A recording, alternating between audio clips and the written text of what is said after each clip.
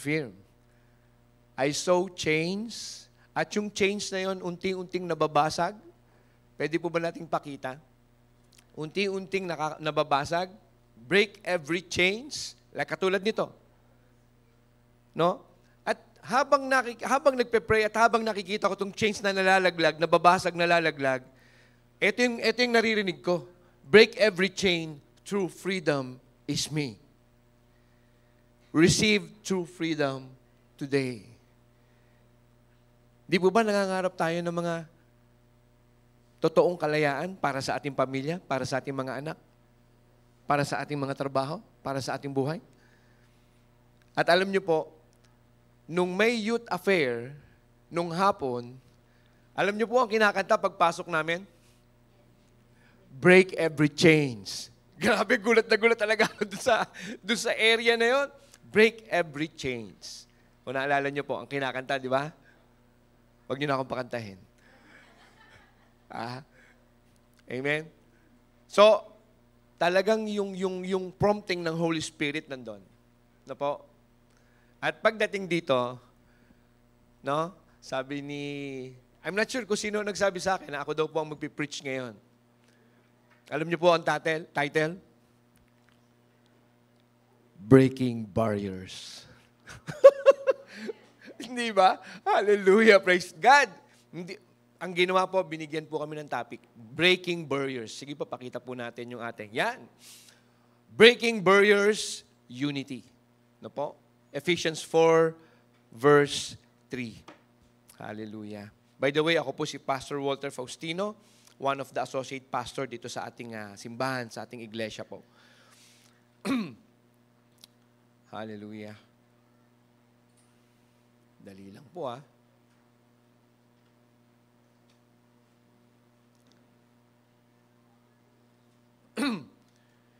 Naranasan nyo na po ba yan, mga kapatid? No po? Na pag meron kayong gustong gawin at hindi nyo pa ito magawa-gawa, anong ginagawa natin? Puro gawa, ano? May gusto kang gawin, pero hindi mo magawa-gawa. Ano ang ginagawa mo? Ang itinuro po sa amin doon, alam niyo po, matuto ka talaga mag-pray. Matuto ka manahimik. Maybe not all of us give importance for prayers. Alam niyo po, nung nasa Saudi ako, yung pastor ko doon, sinabi sa akin that my majority gift, yun daw pong giftings ko, is nasa intercession. At hindi ako naniniwala nun.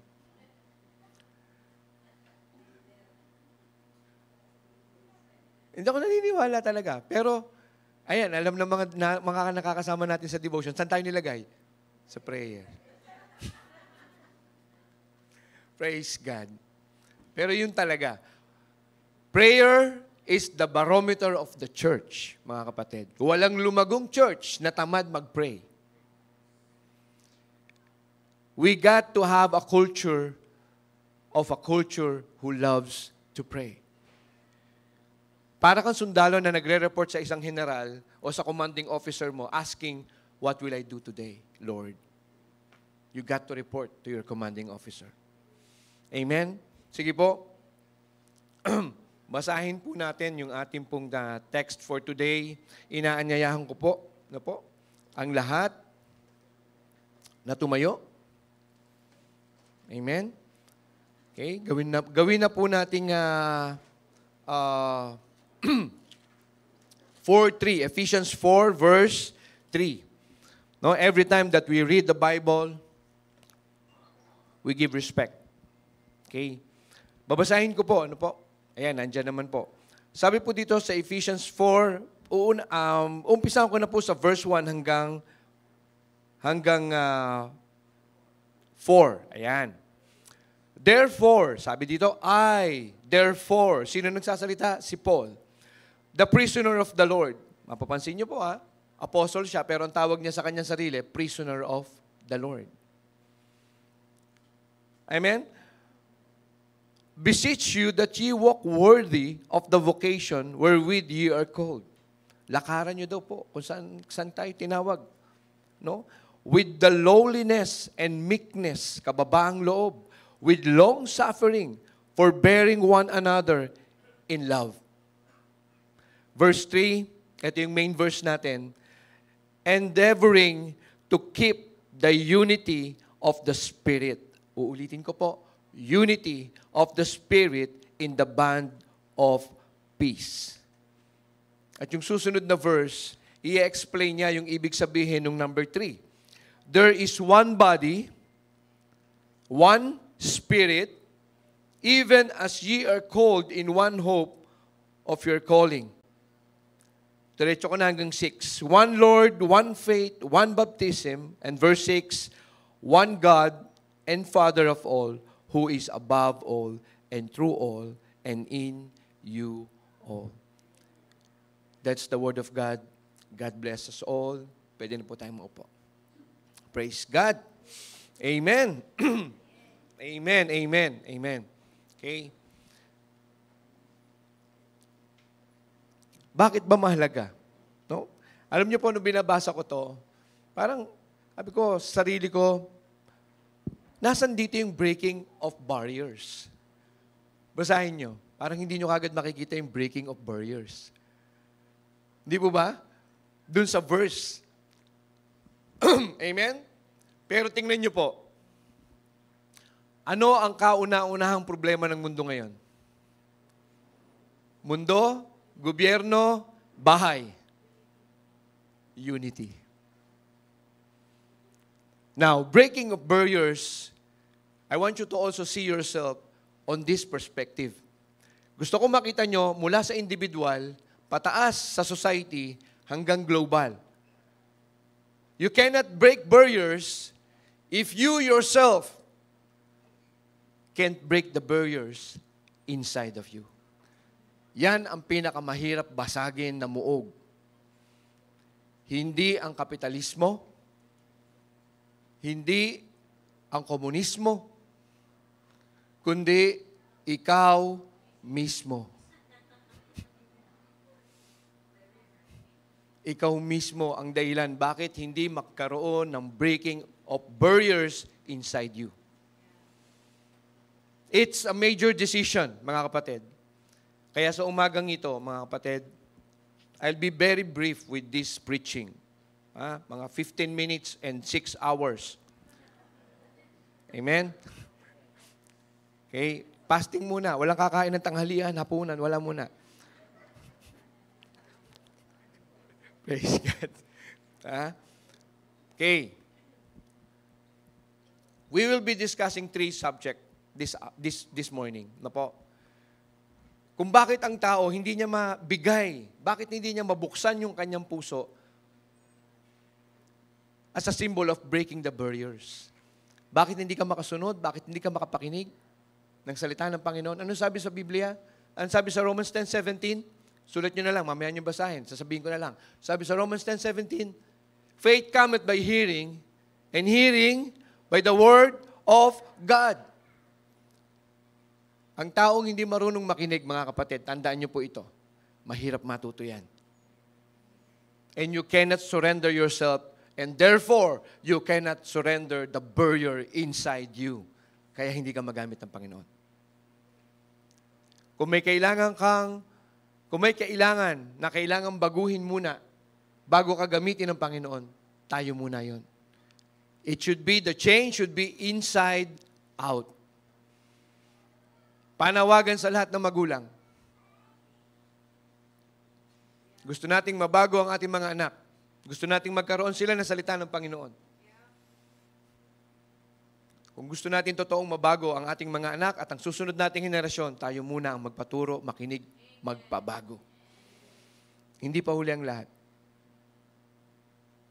No? We cannot live like, anak, do what I tell you, but don't do what I do.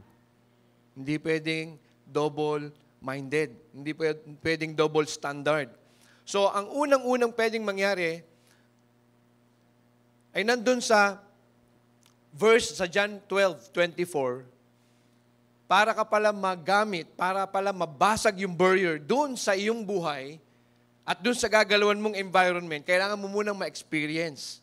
Parang yung mga nasa kape at pandasal. Bago ka makapag-share ng salvation, you really have to confirm to yourself that you experienced the true salvation. Ang hirap magpaliwanag ng isang bagay na hindi mo naman naranasan. Now, sabi sa John 12:24, most surely, I say to you, ito yung kailangan malaglag yung butil ng mais at mamatay siya sa sarili. Pero sabi sa Biblia, mamatay, hindi ba?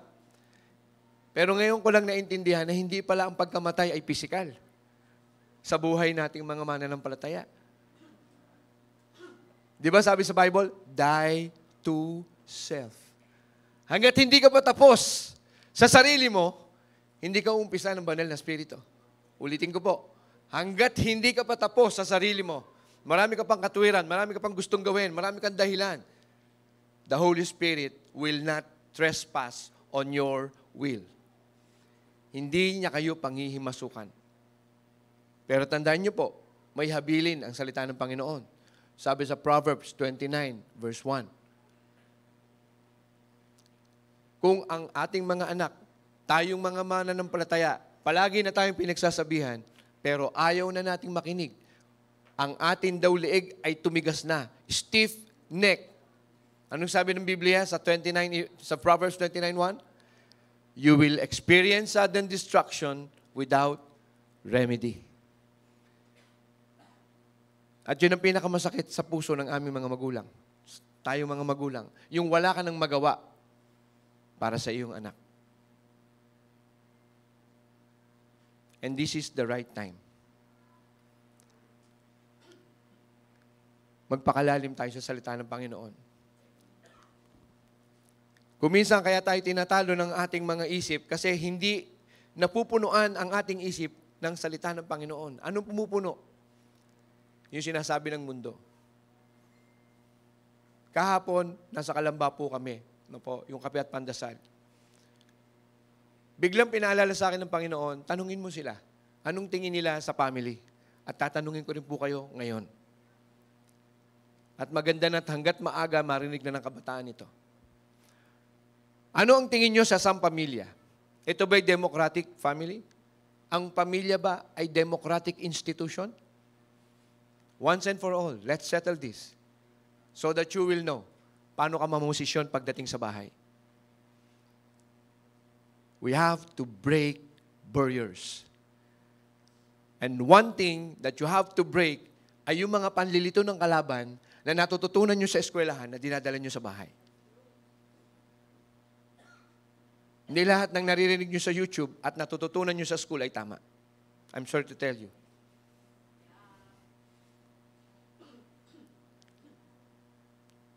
Hindi ko alam, baka pagkatapos nila, ibaban na ako ng mga school. Kala ko tapos na labang ko sa school, hanggang ngayon meron pala. Okay? So ngayon mga kapatid, family is not a democratic institution. Family is a theocratic institution. Na ang pinapatupad sa loob ng pamilya ay hindi yung secular na standard na may karapatan ka, may karapatan ako. It's true that you have rights. Pero pagdating sa usapin ng pagpapamilya, ang dapat mong tinutupad ay yung pamantayan kung paano binuo ang pamilya. At yun ang nakalagay sa ating Biblia. Hindi sa konstitusyon lang. But of course, igagalang natin ang Constitution. Pero ito yung sinasabi ko po sa inyo. Pag pinaghalo nyo ang democratic process sa theocratic process, magulo ang pamilya. At kalaun-launan kayong mag-asawang nag-aaway. Dahil hindi nyo pwedeng paghaluin yan sa bahay. So now, ano ang kailangan mangyari sa tao? I want you to see the bottom line of what I'm trying to say, no? And I'm telling you, nahirapan po akong intindihin ang mensaheng ito sa Panginoon.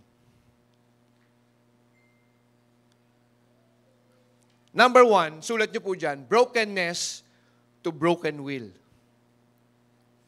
Brokenness to broken will. Anong ibig sabihin nun? Brokenness is a must. Sa lahat ng tao na gusto niyo pong maranasan yung pagbabago, yung totoong pagbabago, yung totoong kalayaan, kailangan niyo pong Anong sinasabi palagi ng pastor natin? Mabatak, no? Di ba? At the same time, mabasag. You got to be broken first.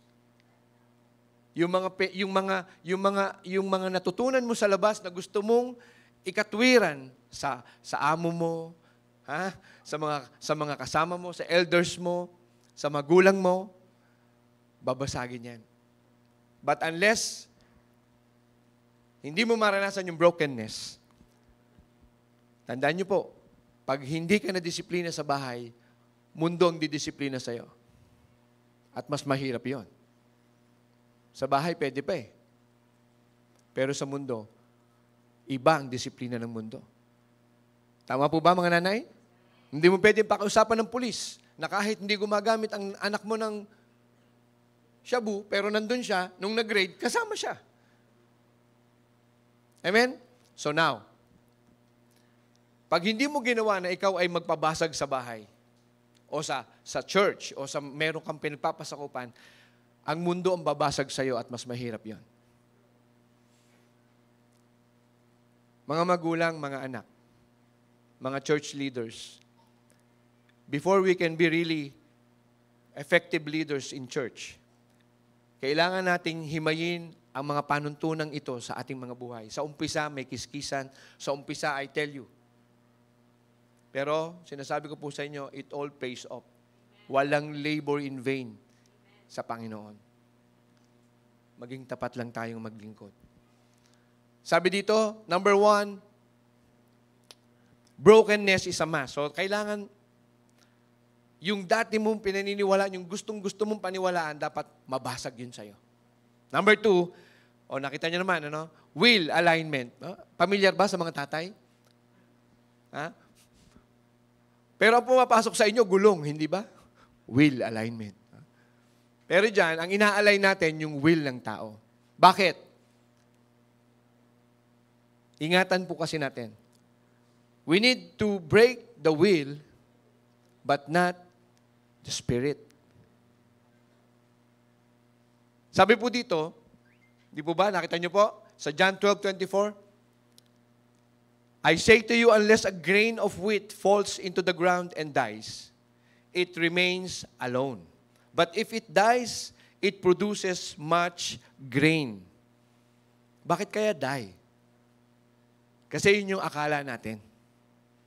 I want you to feel this. Gusto kong ma-illustrate sa inyo to. Minsan pakiramdam nyo, para kayong nasa madilim na lugar. Amen? Walang makita.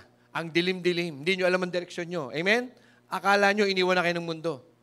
Tama ba? Hindi yun totoo. Pag naranasan yung madilim na madilim, itinatanim ka lang ng Panginoon. Sana maranasan nyo yun. The Lord wants to plant you where will you grow. Kung minsan tayo, pumipili tayo ng mga lugar na gusto lang natin doon, pero hindi tayo nag-grow. Why? It's not the proper environment for a believer. Okay? So number 1, brokenness to broken will. Dapat, mabasag yung maling pinaniniwalaan, makita mo na dapat yung will mo magamit ng Panginoon. Yung broken will, meaning, dependent ka na sa gustong gawin ng ating Diyos sa iyong buhay. Number 2.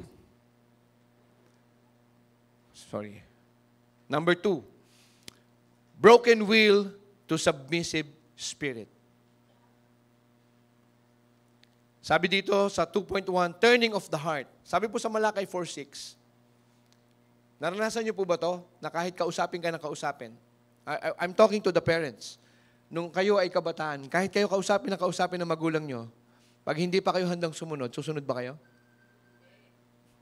Di ba?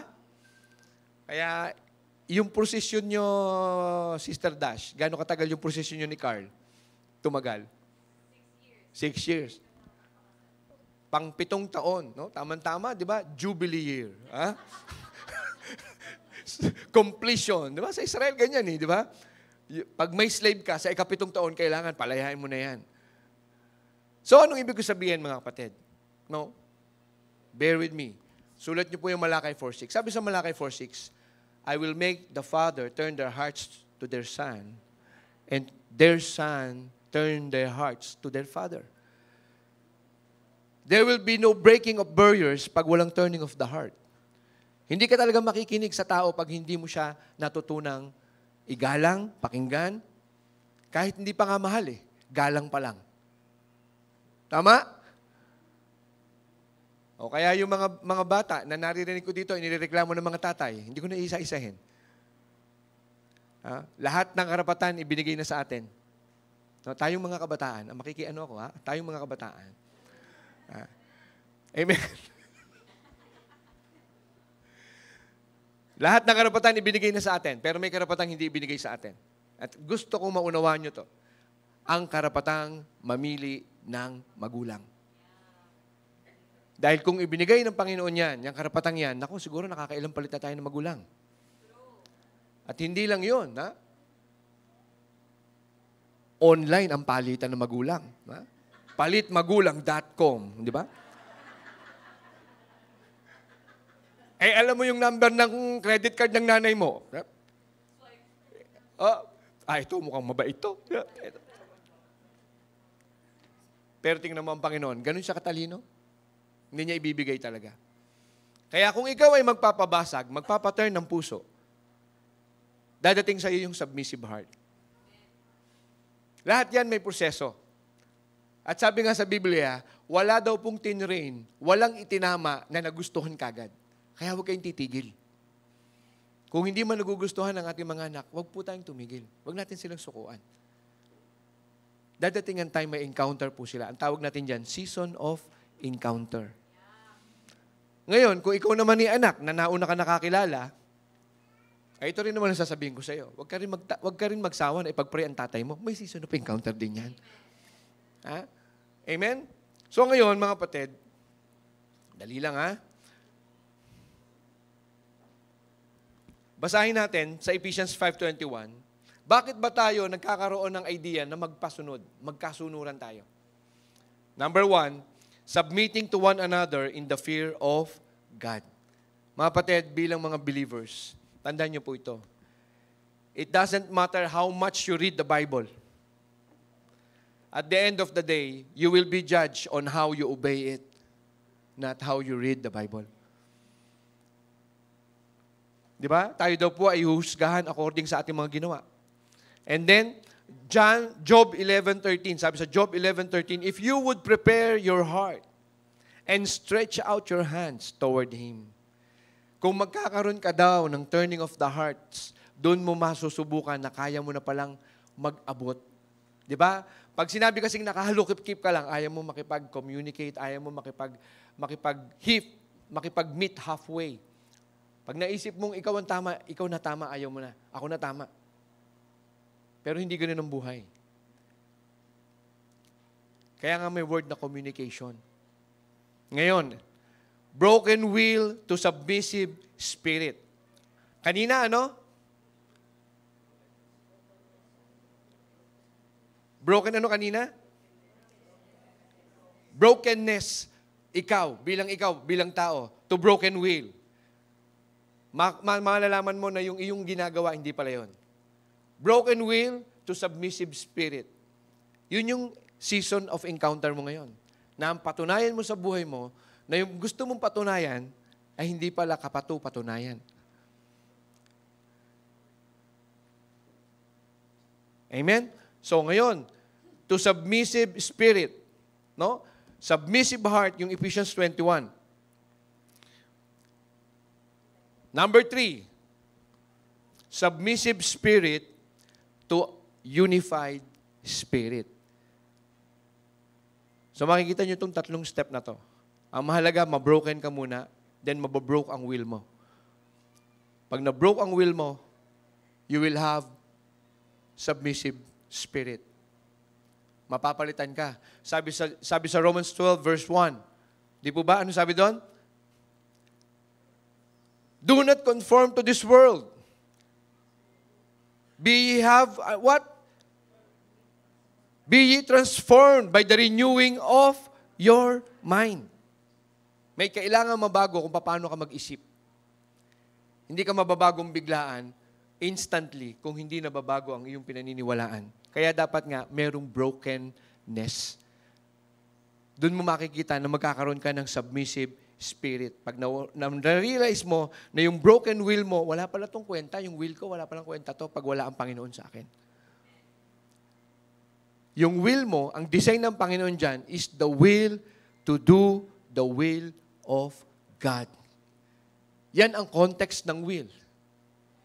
Hindi will to do what you want. Kasi mapapahamak lang kayo. Magkakawindang-windang ating buhay.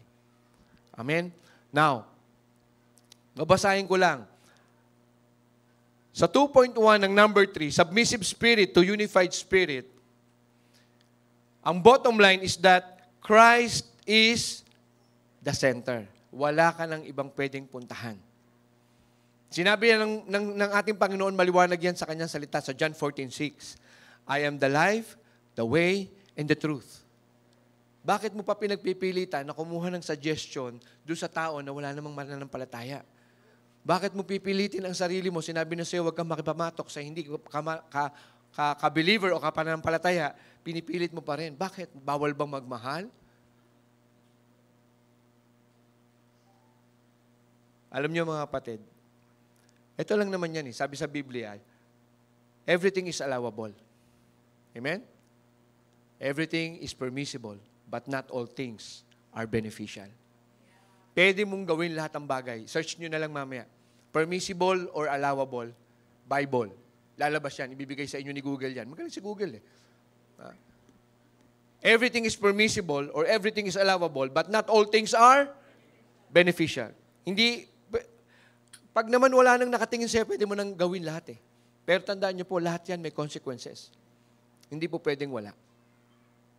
Lahat yan may consequences. Amen? Sabi po dito, babasahin ko sa 1 Corinthians. Sorry. Dali lang ha.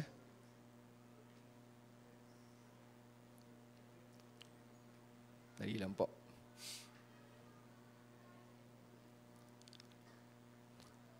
Sabi po sa 1 Corinthians, basahin ko po ito bago tayo matapos. Ayan. But 1 Corinthians 12, 11 to 14. But one of the same Spirit works. Yung breaking barriers, mga kapatid, bakit breaking barriers? It pertains to the will of man na patuloy na sumasagka sa purpose ng Panginoon sa sarili mo. Ano sabi ng Proverbs sa Proverbs 19 verse 21? Many are plans in the man's heart, but the purpose of the Lord shall prevail. Kaya ang nangyayari po sa atin, pag pinilit natin yung gusto nating mangyari, kahit hindi yan ang gusto ng Panginoon, ano nangyayari sa atin? Problema. Tayo nababalian. Nahihinder ang ating progress. Pero anong sasabihin ng mga kaibigan mo sa world? Sister, sasabihin, BFF, okay lang yan. Try and try until you succeed. Di ba ganun sila? Kasi walang pinapakinggang Diyos. Akala nila, pag pumalya ka o nag-fail ka, akala nila, kailangan itry mo ulit. Hindi nila naiisip na pag nag-fail ka na, ng paulit-ulit, baka hindi yan ang gusto ng Panginoon sa'yo. And you have to really know how to pray.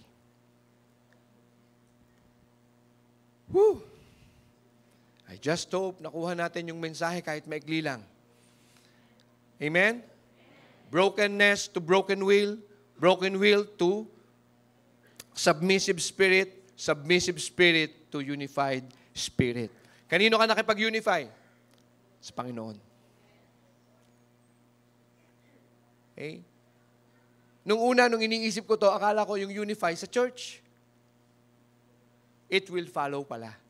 Pag alam mo na kung paano mag-unify sa Diyos mo, automatic mag-unify ka doon sa mga taong pinadala sa iyo ng Panginoon. Pero hanggat hindi pa maayos, hindi pa align, yung will alignment, hindi pa nangyayari sa iyo, pasala-sala lang din ang gagawin mo. Oo ka lang. Di po ba? Naranasan niyo po ba yan? Naranasan ko yan eh. Brad, sa Sunday, ano sasagot ko doon sa pastor? Opo. 18 years old ako na intensyon. Pagdating na Sabado, mag-iisip na ako niyan kung ano mga pwede kong gawin dahilan. magiging creative. Ha? So ngayon, mga kapatid, ulitin ko lang yung ating binasa. Ang ating text for today is Ephesians 4:1-4.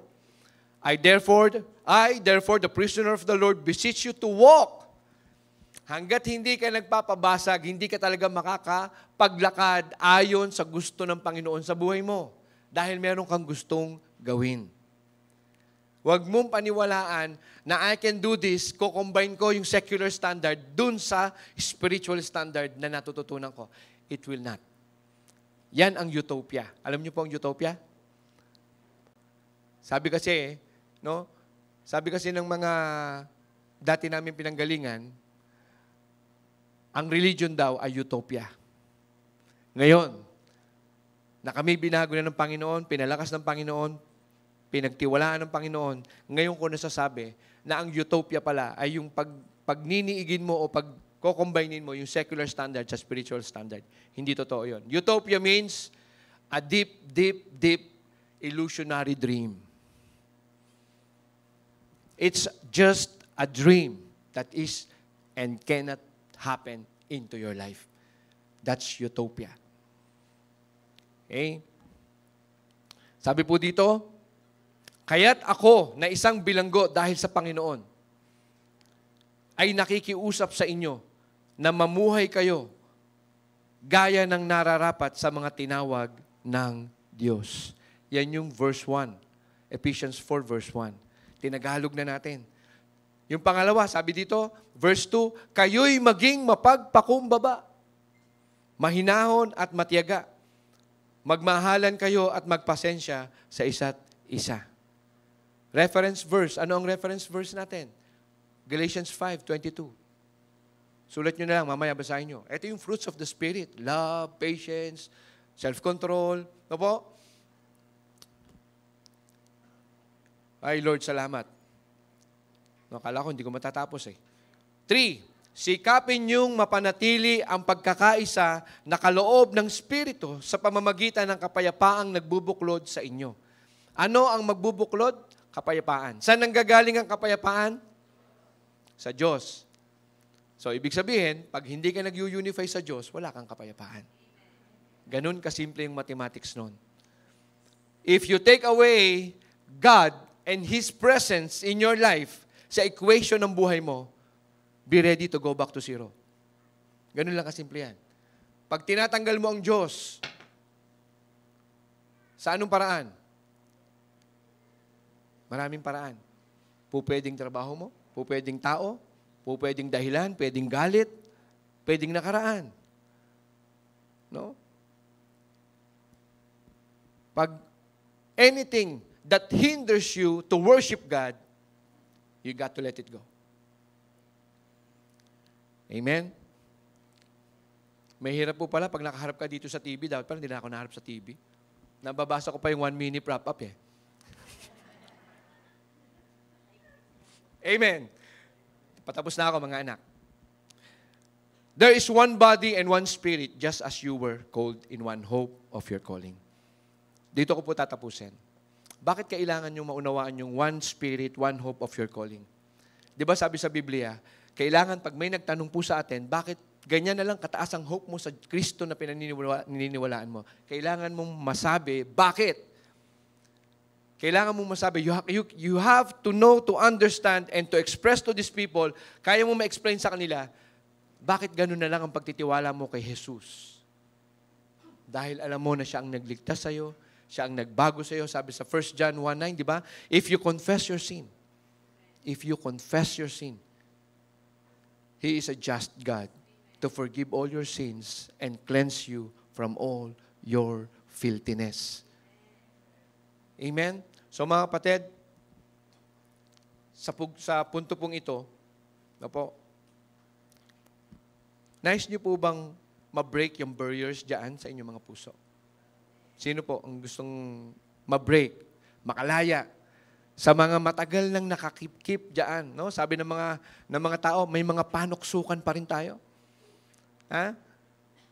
Sa mga kabataan, nais niyo po ba ma-establish ang inyong maluwag na kalooban habang lumalaki kayo? Amen? Praise God? Sige po. Anyayahan ko po kayong lahat na tumayo. No? Tayo magpe-pray. Amen? Tayo po yung magpe-pray. And as a pastor, mga kapatid, alam niyo po, there is one thing na talagang concern namin pag kami ay bibigyan ng pagkakataong magsalita. We will make sure na naipag-pray po natin kayo at kayo'y naturuan namin ng prayer ng pagtanggap sa ating Panginoon. Willing niyo po ba tanggapin ang ating Panginoong Jesucristo? Amen? Kailangan eh. Sabi po sa John 3:16, For God so loved the world that He gave His only begotten Son, that whoever believeth in Him shall not perish but have everlasting life. At walang ibang paraan. Sabi sa John 14:6, I am the way, the life, and the truth. Sabi sa Ephesians 2 verse 8, it is by grace that ye are saved, not of your works, but through faith. You are saved by grace through faith. Come on, church, let's lift up our hands to the Lord. Sige po. Let's worship the Lord. Panginoon, let's pray. Let's pray. Panginoon, sa umagang ito, naunawaan namin na kami makasalanan. Naunawaan namin na hindi namin kayang baguhin ang aming mga sarili. Pero salamat sa iyong pagmamahal. Salamat sa iyong kapatawaran. Sa oras na ito, Panginoon, ako'y humihingi ng kapatawaran sa lahat ng aking nagawang kasalanan mula nang ako'y magkaisip magpahanggang ngayon. Lord, salamat sa iyong pagmamahal at kapatawaran.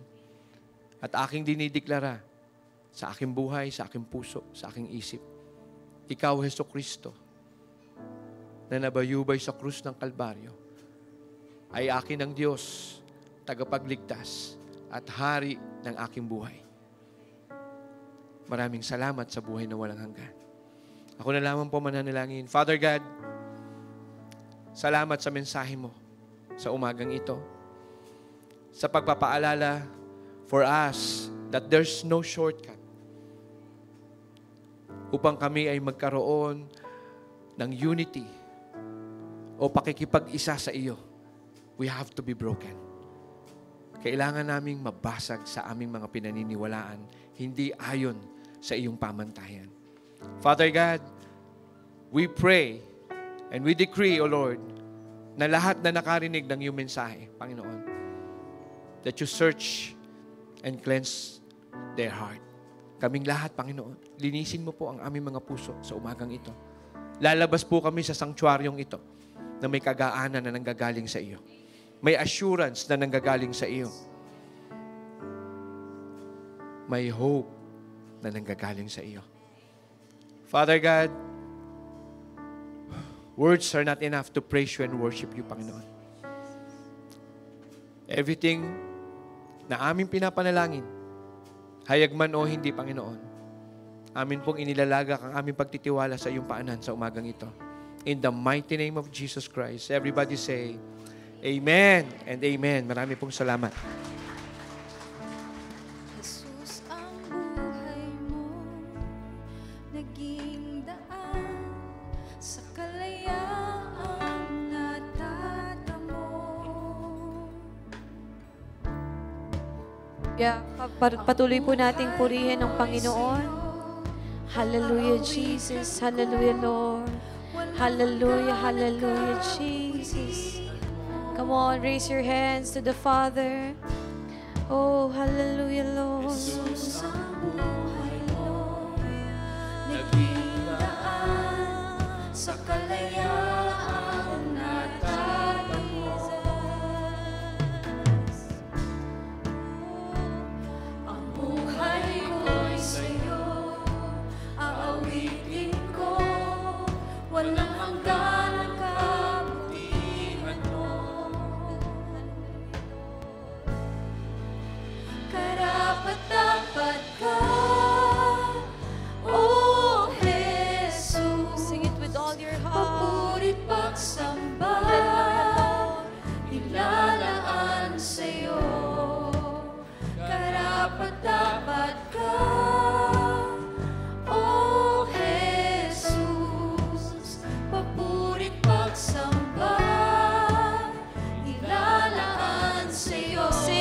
Karapat-dapat ka, O Jesus, papurit pagsamba, ilalaan sa'yo.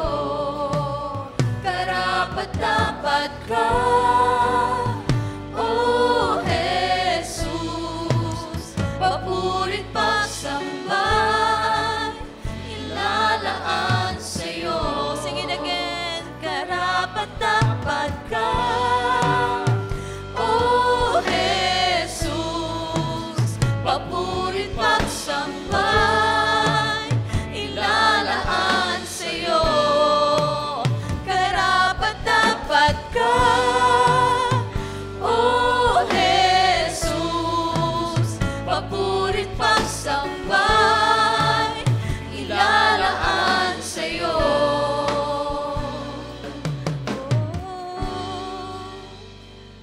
Hallelujah, Jesus.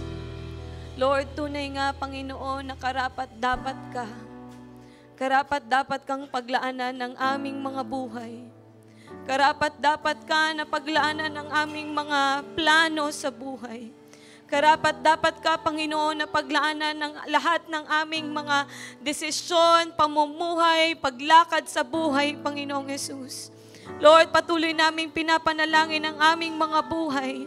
Kagaya nga ng itinuro ni Pastor Walter, Panginoon, kailangan naming mabasag sa aming mga kalooban upang kami, Panginoon, ay maalay ng aming mga kalooban patungo sa iyo, Lord God. Kung paano ang sasakyan ay kailangang tumakbo papunta doon sa kailangan niyang puntahan. Walang kanan, walang kaliwa, kundi papunta lang doon sa kailangan niyang daanan. Kailangan niyang puntahan, Lord. Ganon din ang gawin mo sa aming buhay.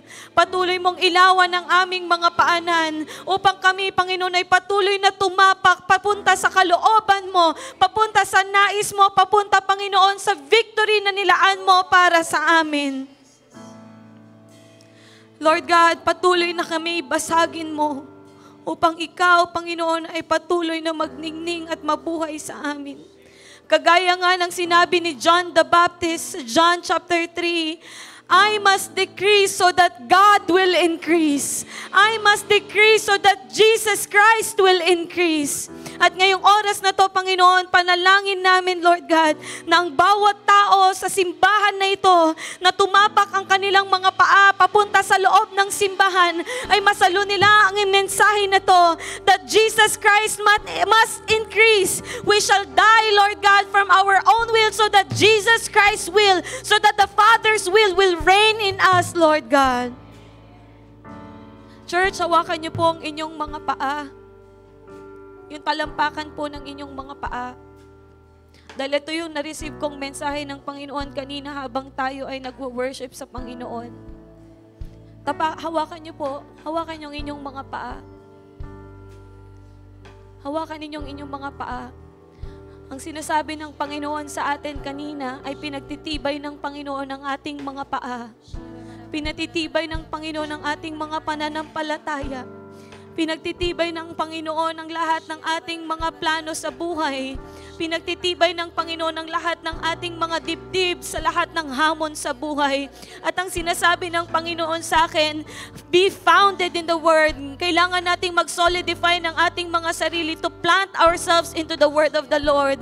Therefore, right now, ipanalangin mo ang iyong mga paa. Sabihin mo sa iyong sarili, Lord God, itong paa ko na to, itong paa na to na tumatapak sa lupa, kung saan ikaw, Lord God, ay nakatapak. Lord, we pray na i-lighten mo itong paa na to, Panginoon, patungo, patapak sa kalooban mo sa aming mga buhay. Lord, as you increase in us, Lord, continue to lighten our path. Pagniningin mo ang aming mga daan na kami, Panginoon, ay tatapak patungo sa iyo, patungo sa kalooban mo, patungo sa destiny mo, Panginoon. At wala sa amin, Panginoon, ay nalalabas sa lugar na to na hindi namin bit ang panawagan na inilagay mo sa aming mga buhay. Walang lalabas sa lugar na to na hindi bit ang purpose nila, Panginoong Hesus. Because, Lord God, lahat kami ay lalabas na refresh, Panginoon, ng pag-ibig mo sa aming mga buhay. Kami ngayon ay hindi defined ng aming manakaraan. Because kami ay defined, Panginoon, ng pag-ibig mo sa aming mga buhay. Punuin mo ang aming mga buhay, Panginoong Jesus, ng pag-ibig mo, ng grasya mo, ng habag mo, Panginoon. At kami, Panginoon, ay paglabas namin sa lugar na to, kami ay magniningning, Panginoon. Kami ay iyong salt, kami ay iyong light sa mundong ito upang mag-usher, Panginoon, ng mga nawawala patungo sa Panginoong Jesus. At lahat ng tao na sasamahan namin, lahat ng tao na makakatagpo namin ay maliligtas at makakakilala sa Panginoong Jesus, Lord God. Kaya Lord, naninalangin kami, Panginoon, na ang aming mga paa ay anoint mo, Panginoon. Dalhin mo kami sa mga tao na nangangailangan sa iyo, Lord God. At matanggap nila ang natanggap namin mula sa iyong mensahe ngayong umagang ito. At Lord, salamat, Panginoon, dahil ngayong araw na ito, kami ay mga mananagumpay dahil ang Panginoong Jesus ay nagtagumpay sa aming mga buhay. Salamat, Panginoon. I-anoint mo ang aming mga paa. I-anoint mo ang aming mga buhay. I-anoint mo ang aming mga ulo, Panginoong Jesus. At samahan at gabayan mo kami. Salamat, Panginoon, sa favorable year na ibinigay mo sa The Hub of Christ. Salamat, Panginoon. Kami, Lord God, ay tunay na mga mananagumpay at tumanggap, Panginoon, ng panibagong revelasyon sa buhay mamamagitan ni Pastor Walter. At Lord, salamat, Lord God.